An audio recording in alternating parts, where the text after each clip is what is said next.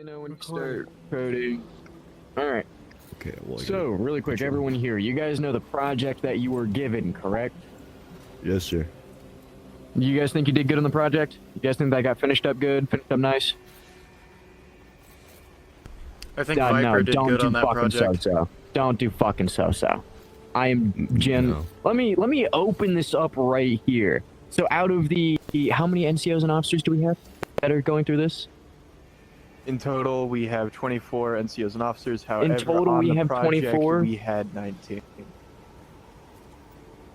Okay, so we had 19 that were supposed to be doing this, and yet there are only 6 names on this document. One, what the fuck? And two, I just quickly want to point something out. So the names, yeah, they did split up the work a little bit. But does anyone know like the exact number that they did? Not the entire Discord.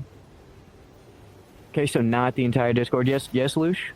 I didn't get to do a lot because my power was out. I did maybe not even 3% of the document. Okay, did you communicate that with Mongolo so we could take that into account? Yes, I did. I did text him that my power did go out. Okay. Are you gonna give him some? Okay. I'm gonna quickly bring up a name. Viper. All right. This was supposed to be a group project. Half the people here sat back, relaxed, and looked like that hot chick at school that does nothing because she thinks her looks can get her everywhere. Viper did 63 members. 63. And I'm pretty sure the highest count I have after that is maybe upwards 15, 20, maybe at max if I'm lucky to guess.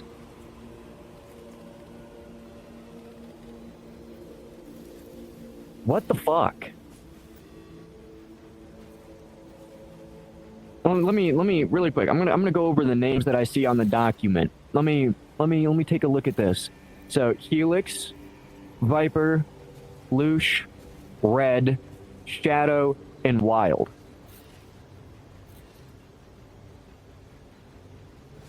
Where the fuck is everyone else?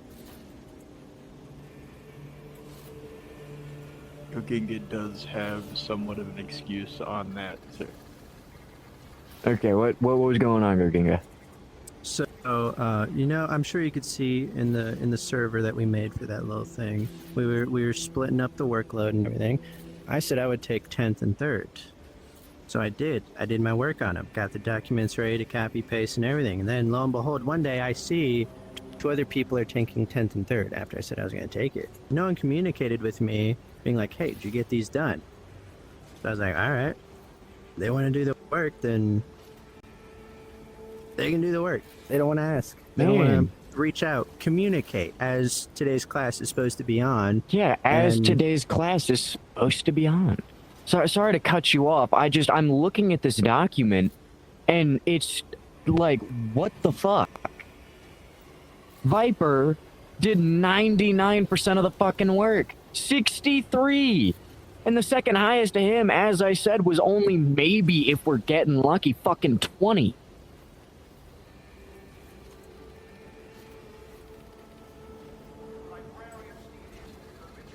Some of you guys had good reasons to not work on it. Some of you guys didn't. Some of you guys didn't even fucking touch this shit, because as I said, out of 19 people, there are only 6 names written on this fucking document.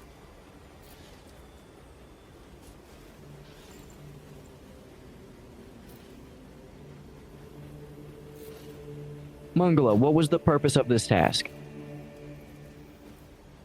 Yeah, the purpose of this task was not only to work on communication itself, as we have been slightly hinting at with all the other previous days, tonnage, presence, and so on and so forth, but discipline as well as unity, working one together and showing fairness without harshness like we went over on day 4. Being able to be fair with not only lower members, but the same that are equal and above you. Being able to work together functionally as a family should. Okay, great. No offense to you guys, I'm gonna be so fucking honest. That was fucking sad. Holy shit, the communication, horrible. Working together, fucking y'all didn't. Y'all barely did. Lush, what's up? What's up, Lush? My bad, you were just lagging. I heard my name. Could I take you to the side after this? For 2 seconds? Sure. But... Yes. What? My bad, I thought you were saying sure. I said yes, my bad. Go on. That's my fault. My bad. Mute up. So, again, I'm fucking baffled. The thing that I know is, from what I know, correct me if I'm wrong, the sisters got somewhat of a pass because Flaming went, I'm not comfortable with this. Is that correct? That is entirely true. The sisters did not have to work on this document. Great. Okay, that's lovely. I will say, I mean, you guys did split the work. Barely. I mean, I see 3 NCOs and 3 officers, but the fact that it was, again, I'm going to preface this, 6 out of 19, and there was 1 person that did over fucking pretty much all of the entire workload. Fucking disappointing. We need this fucking lesson today. That's just wild. All it takes is a text message. Walking up to someone at a training. Literally 2 words. Fucking the officers need to work on it, but half the time you want to know what our communication's like? Hey, can you handle? Can you do this? Alright, cool. And we walk away. It's that simple. It is that fucking simple. I hope you guys learned something from today, because clearly something needs to be fucking worked on. That was fucking ridiculous. Alright, Mungalo, you can take it back over. I've said my piece. That was fucking... And present. Our first class segment is verbal discipline and tone. Pretty much how you say, how your sound and how you present yourself shapes how people you are talking to responds.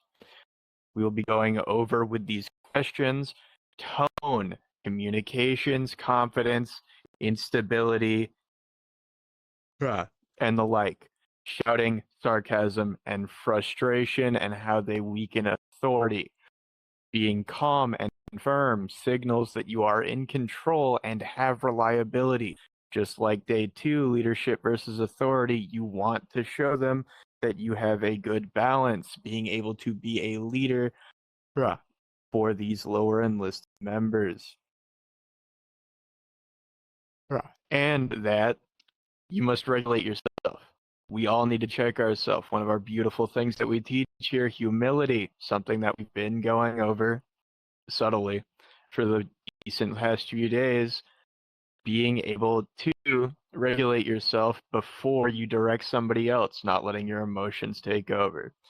So, our first question is, what does your tone communicate before your words do? Alrighty, beautiful. I believe I've gotten most of my answers. So, with that being stated, 2 wonderful answers that I got were from Kamina and Gabriel. Kamina gave me the answer, the intentions of the words and the severity of the situation. That is indeed what your tonage can imply. You may be miscommunicating that. Going over to Gabe's answer, it communicates emotion and professionalism while miscommunicating intent. Depending on your tonage, you can get, it can, no matter how words are clear are, depending on your tone, they may sound different than what you are actually trying to say. So, tone is important for you to be able to have others perceive exactly what your intent is and the full severity of your words. Are there any questions with this?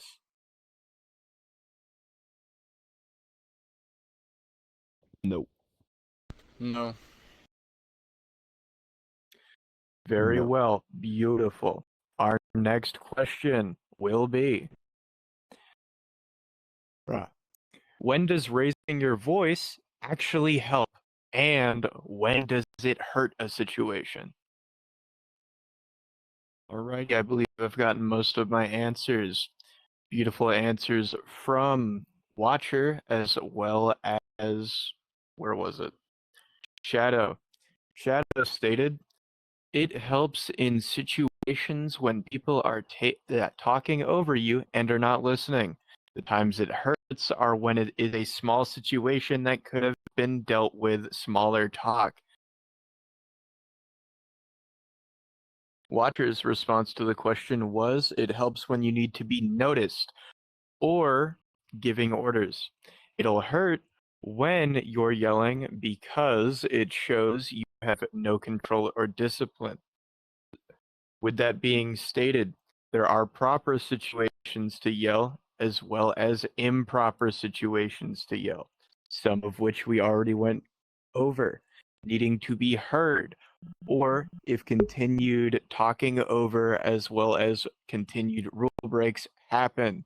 Once again, with tonnage, perceive how a situation is happening before you actively start using argumentative tones, because somebody may be having a bad day and we do not want to make it worse. However, though, once again, like we talked about on day 4, if they still broke a rule, you will handle it the same way. However, you will go about it in a different tone of voice to help them understand their wrongs in the best way possible, so that they are able to properly get their help without making a situation far worse than it needs to be. Are there any questions, concerns, or deliberations on that? No, sir. No. Beautiful. Our next question is, how does emotional tone spread through your unit? Any kind of emotion.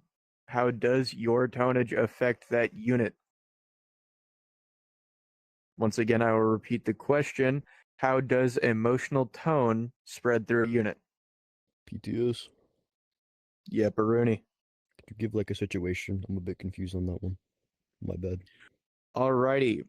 You are in charge of a squad. Your tonage matters. How does the tone you are using influence these people? Whatever your tone may be.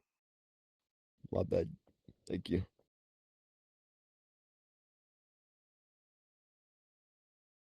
Alright, I believe I've gotten most of my answers. That was quite quick. But the two that spoke to me were Goginga and Viper's answers. Goginga responded to the question with, emotional tone can spread through a group really quickly, almost like a ripple effect. It often happens through things like body language and how someone speaks. If the person is feeling super positive or stressed, others can unconsciously pick up on it and start to feel similar emotions, creating a shared atmosphere. Viper's answer was, emotional tone can affect the unit by setting the mood. If it's happy, the tone is hyping it up. If the tone is hyping and happy, it may hype them up. If the tone is sad or angry, it can affect the unit and make them feel sad or angry. Emotions can be contagious to sympathy and empathy. Both answers are just outstandingly true. Depending on how you act, depending on how you speak, people will pick up on that, whether they notice it or not. Some things with the human body happen subconsciously. And that makes it where your tonage, when communicating, is properly important. Goginga also brought up something fantastic: body language. How, when you are talking, how your movements may also affect the situation. If you're moving erratically, Some people might think you're either stressed or just really fucking ecstatic.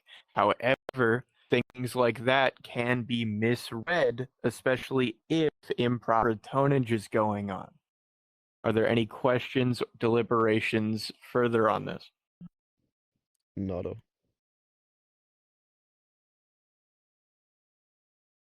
Alrighty. Our last question of this segment. What tone do people most trust during uncertain moments? Uncertain is a word I've used for stressful, if that helps you understand the question. What tone do people trust most during stressful situations? So, I believe I've already gotten most of my answers. Gabe and Marwin gave me two beautiful ones.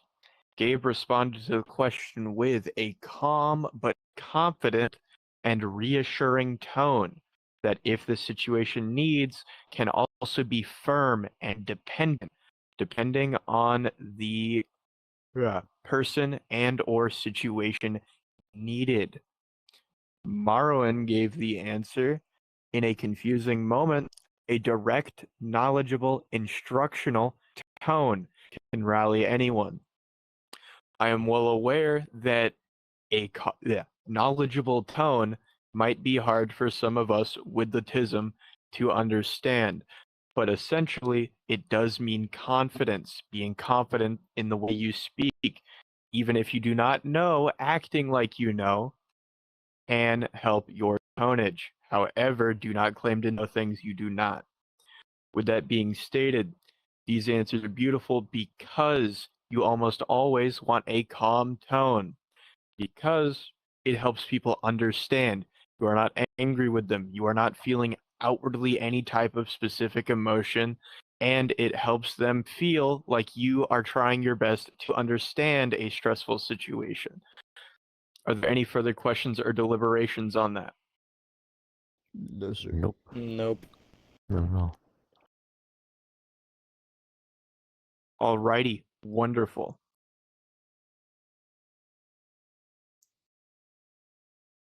So, segment 2 will be going over clarity versus control, essentially giving orders that empower action instead of creating hesitation. It'll be going over clear intent matters more than excessive detail. While detail is nice, sometimes it will make people overthink, as well as possibly the more words you use, the more confused an individual can get. As well as that, over-controlling creates dependency and slows action. In a scenario where you are a team lead, making them have to do a specific thing is not always the worst thing to a plan. However, if we do this for every individual member, it may make them more dependent than they need to be, slowing their initiative, hurting their chances of on-field thinking. You do want to allow people freedom if things go awry in scenarios as such. Good orders can explain the objective, as in your overarching goal, and do not have to go over every single step. Leaders, such as yourselves, should be able to trust all of our members, trained or otherwise, to execute whatever orders they are given as long as they are clear, with this tonnage presence and being able to properly communicate it. Yes, go get. Once again, you got to be able to trust the people that we're here with. We are a family through and through. No matter how new a member is, you will treat them like they are your long lost brother or some shit. We are a family here in the Eternal Vigilance Fleet and should be treated as such with proper care. So, does anybody have any questions on this segment? Nope. No. Very well. So our first question will be, what happens when orders are unclear and or overly detailed? I believe I've gotten all, if not most, of the answers. I've actually got 3 good ones instead of 2 today, or with this question at the very least. Shadow gave the response. People will tend to get very confused when trying to remember overly detailed plans. As well as that, will not know what to do when there is no clear objective. Gabe gave the answer. Unneeded confusion and performance issues with a member, along with a growth of possible disdain or bad reputation. And then Goginga gave me the response. When orders are unclear, it can lead to confusion, mistakes, and a lot of wasted time as people try to figure out what's actually needed. If they're overly detailed, it can slow things down, make people feel micromanaged, and sometimes even cause them to miss the bigger picture or intent of the order you give.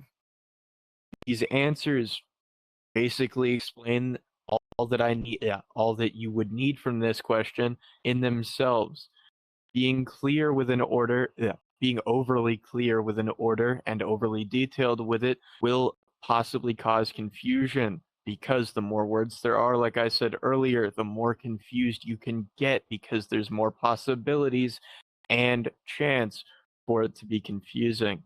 With unclear orders, if they're unclear, how are you going to expect somebody to know what to do? I know that in the past, not only myself, but a decent few of us here have gotten mad at people when we have gotten miscommunicated and or gave unclear orders ourselves. Bruh. It is proper to keep this communication as best clear, cut, and simple as we can to avoid these problems. Because as Gabe said, it can grow into disdain from our members, meaning that they fucking hate us if we actively fuck up continuously and continuously. Bruh. Like we talked about on day 3. We went, day 2. Sorry, confused myself. It is day 3. Leadership and mentoring of these members. You don't want them to dislike you. We are here to teach them, guide them, and to have that work most effectively. We do not have to necessarily get them to like us. However, we have to have them give the respect that we give them. If we're miscommunicating, I personally wouldn't consider that very respectful. And therefore, I wouldn't give the person giving me unclear orders, an ounce of respect if I didn't get any. Our members are what make us. We keep them happy, they keep us happy, and it's a big old circle. It goes both ways the entire time. Are there any questions or deliberations on that? Yes, Gabarino. A term that we like to use when teaching new members, and especially enlisted, is KISS. Keep it simple, stupid.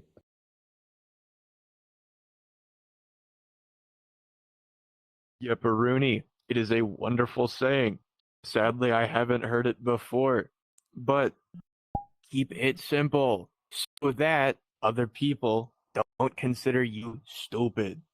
At least that's what I took from that. Making sure that your order, give or take.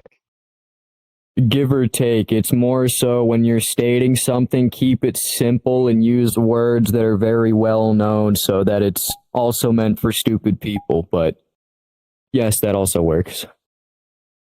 Yepperoonie. You do not ever have to overcomplicate your words. It just, as the name implies, complicates things. So, our next question, thank you for joining us, Helix, is, why does micromanagement reduce initiative? Once again, I will state again, why does micromanagement reduce initiative? Got a question. Yepperoonie. Could you do another situation? My bad. Such as your team has an objective. It is to, let's say, capture a point, hold it like it's king of the hill. If you give every member a guide on how to put their feet down every single step they take to that objective, if you micromanage everything about that plan for them to specifically do, how may that reduce initiative on members? Gotcha. Thank you.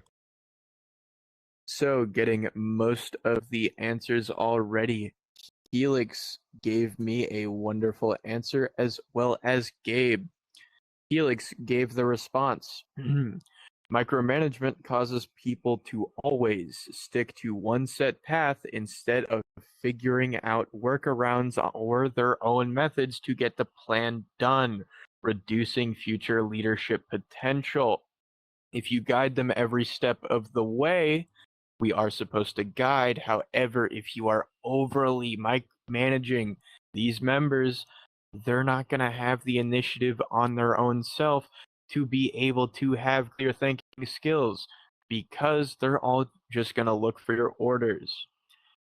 Gabe gave the response of, it makes it so certain members feel as though they have no authority or say with their position or with their members, and it could cause a dependency on such actions from certain members, and again, it could cause an air of disdain or could paint the individual to be a power-hungry or bad leader.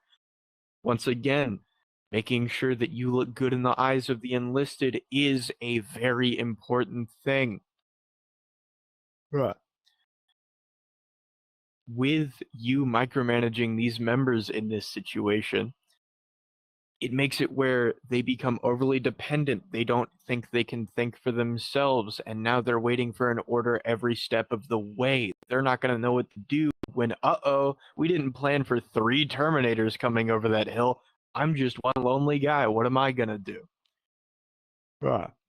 Not to mention, it will make them feel dejected, worthless, like their own thoughts or the actions they could take don't really matter to us.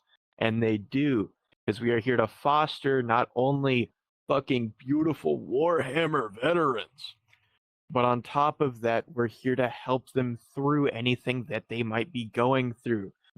Not only does everything we teach help them here in Warhammer, they can take everything, such as our rule set, into real life, getting that humility and respect and bringing it out there. If we micromanage them, that kind of fucks up the whole helping them on the IRL side of things too. Are there any further questions or deliberations on this? No, sir. Alrighty, wonderful. So, my next question. What information must every order include? So, getting most of the answers in, Viper and Goginga both gave me beautiful examples. Viper gave me the information every order must include is the main objective and the reason. You want people to know what they're doing and why. Clear cut and simple, should not have to be more than that.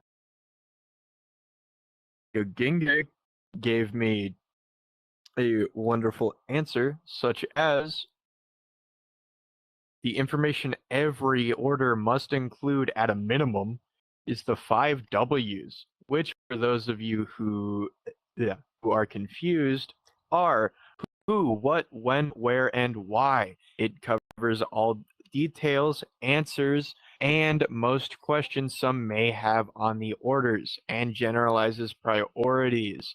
If we all remember 3rd grade, or at least here in America, got taught the 5 W's when writing fiction stories. Bruh. It's really important to know most of these things. Goginga's answer, while not specifically generalized, does go over what every order ever should have to include, such as who. If this order is directed at somebody, who's it directed to? What? What am I gonna do to this guy? What is important here to this order? Where do I gotta go to complete this order? Where am I gonna need to put myself to help complete this order? And why? Exactly why this order needs to be done. Our chaplains gave beautiful answers on that, explaining what every order does need to have, essentially boiling down to why and what am I doing? We need. Are there any further questions or deliberations on that? Nope, no. Yes, sir. Wonderful. So, where am I? There it is. Our next question is, how can clarity exist without constant oversight? This one might be a bit confusing, so I'll repeat it and then give an explanation. How can clarity exist without constant oversight? How can you make sure that somebody understood your order without having to repeat yourself? And or without having them constantly come back and ask, what is it you wanted me to do? Or, hey, can I get further clarification with that? So I got beautiful responses from Goginga and Viper once again. Goginga's response to the question, clarity without constant oversight comes from setting really clear expectations up front, giving people all the information they need to do their job, and then trusting them to get it done. It is about empowering people with ownership and clear goals so they know what success looks like and can work towards it independently or as a group. And Viper gave me the answer. Like Gabe said, keep it simple, stupid. KISS. It keeps it short and clear. It's easy to understand without overcomplicating things. Giving somebody clarity does not always mean you have to explain every little thing. Such as Gabe's beautiful response of KISS, keeping it simple. Making sure it is still clear and not overcomplicated for them to follow or listen to. Do I need to deliberate any further, or are there any questions on this? Nope. No. Alrighty, wonderful. So, our next class segment 3, listening being a leadership act.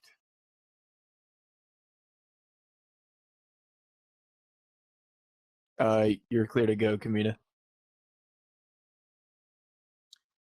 But listening as a leadership act, communication flows both ways, even when individuals such as us are in command roles. Communication moves up that chain of command as well as down it.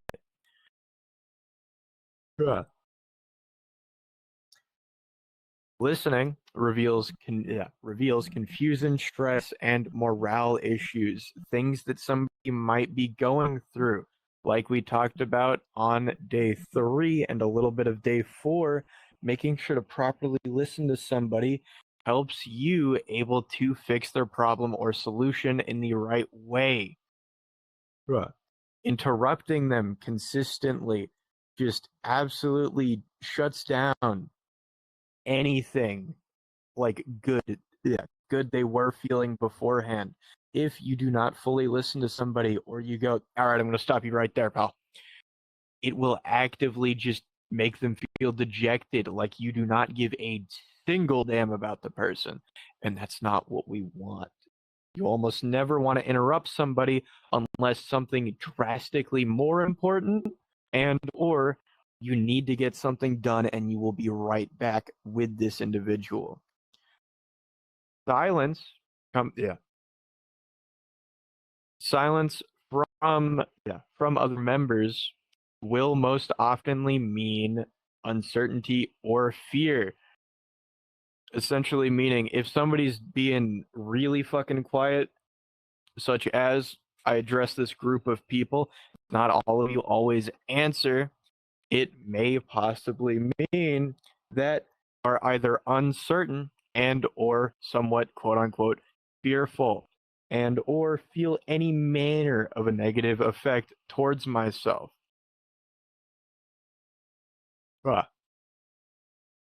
As well as that, being a leader who listens actively helps you build better awareness, not only to what the individual is saying, not only that, their tonage, because with communication being a two-way street, it's just as important that you pick up on their tone, or if they're using the wrong tone, and fully listen to them. It helps you build a sense of awareness that us as leaders for these lower enlisted need to have. Are there any questions or deliberations on that before we get into the questions? Nada. No. Nope. Alrighty, beautiful.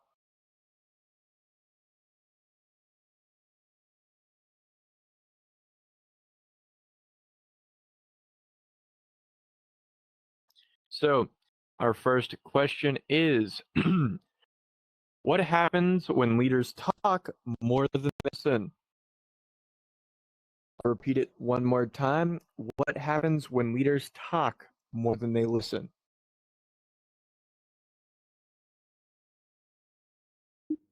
Alrighty, since I think I've got most, if not all, the answers, I got two beautiful ones from Helix and Goginga. Not Goginga, Viper, sorry. I get you two confused a little bit in my DMs. So, Helix stated, it makes members feel uncomfortable to bring up their issues. And it makes them not want to speak about them, as they're probably going to think with you talking over them or talking more than actually listening, or with you talking more than you're actually listening, it can make them feel absolutely just unheard.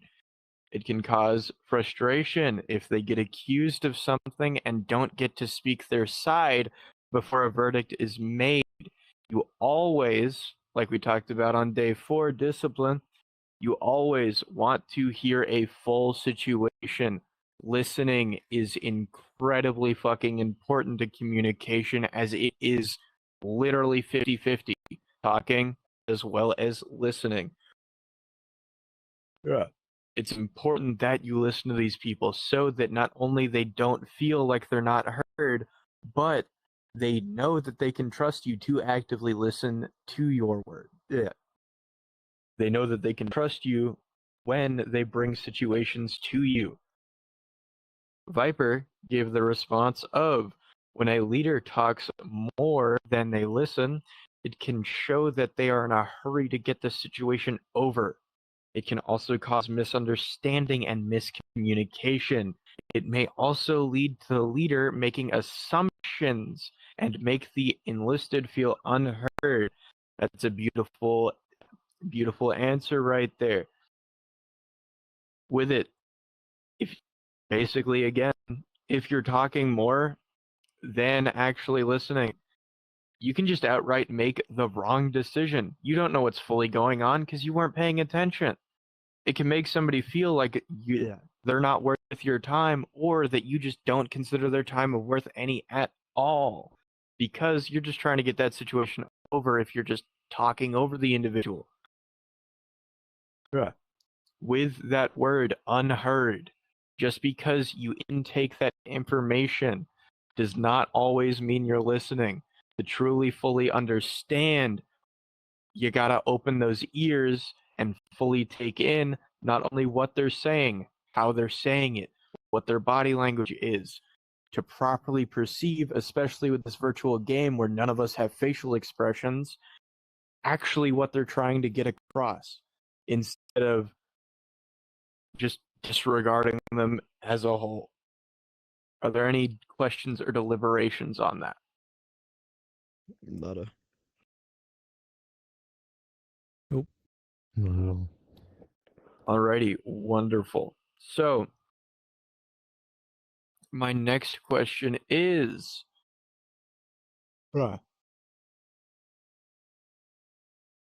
what does silence from your unit usually mean?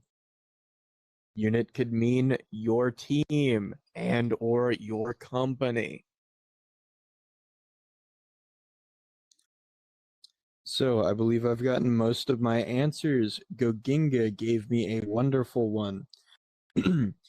Silence from a unit can mean a few different things. Sometimes it means agreement, but it can also signal disengagement, a lack of understanding, or a fear of speaking up, as well as even a lack of trust. It really depends on the context and that unit's usual dynamics.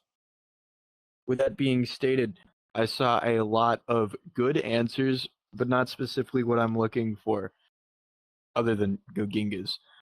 With that being stated, if your unit is falling silent, a plethora of things could be happening. It is all dependent on all the other forms of listening that we've been going over today.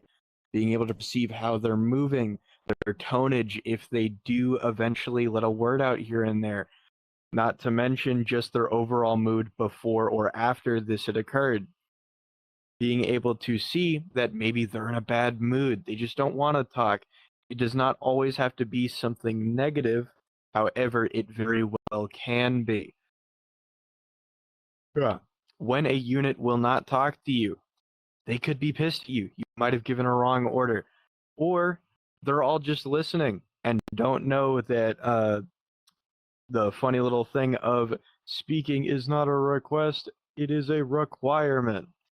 With that being stated, silence can happen, once again, for a million different reasons. However, it is up to you how you perceive that and how you should handle it. But you all did provide fairly valid reasons. Are there any further questions or deliberations on that question? Nada. No. Alrighty, wonderful. So, the last question of segment 3.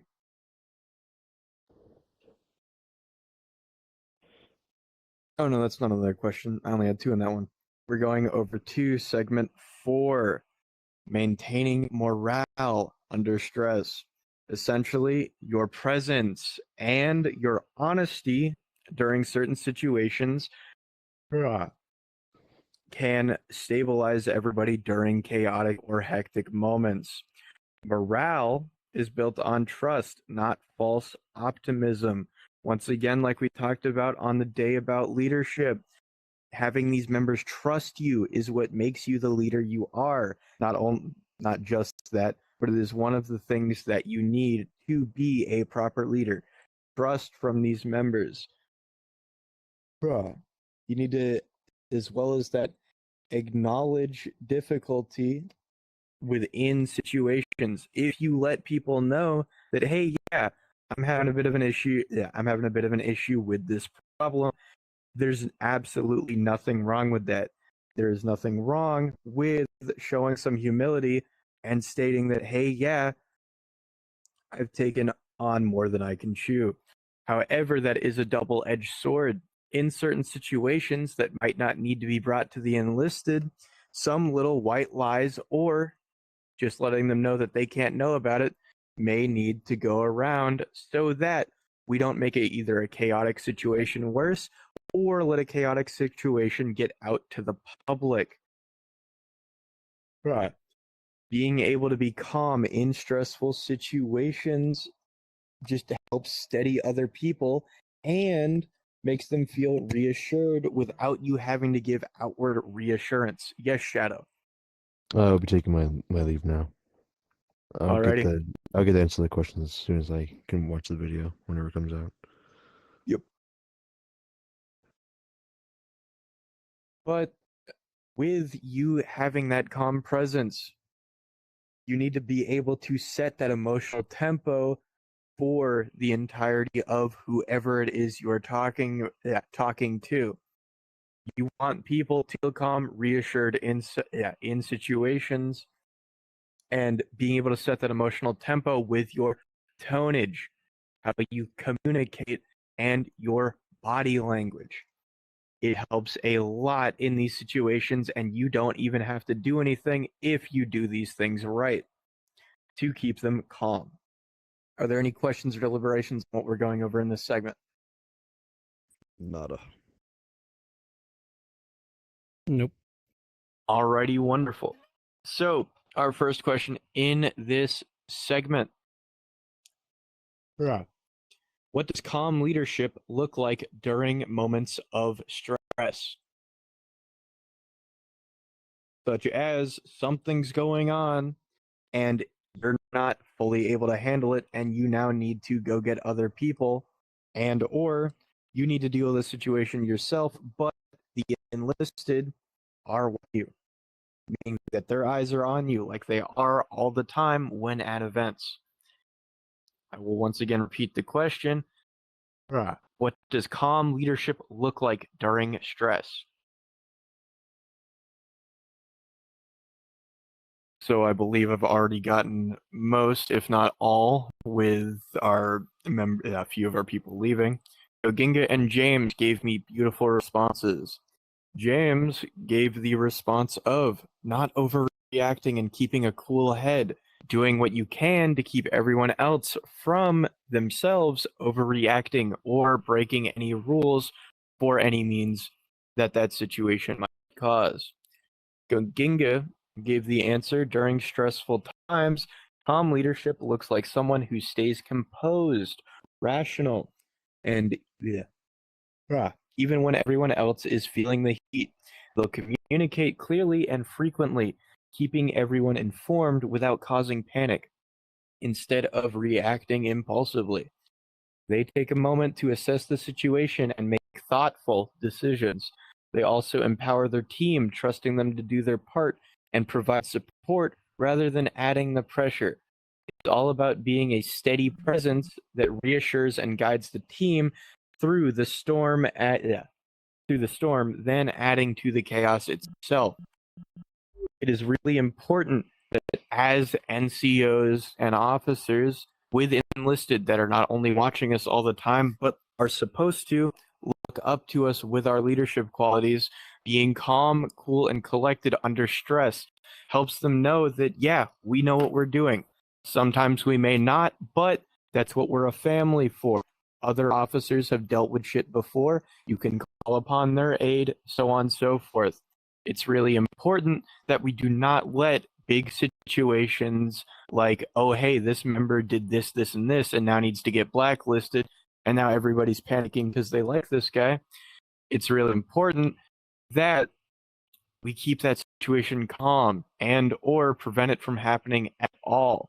When under stress, keeping that level head not only shows that maybe the other people do not need to be as worried as they are, but properly helps not only your leadership look, but helps mitigate the situation with doing just what you're supposed to do, not overcomplicating it. Are there any questions or deliberations with this? Nope. No.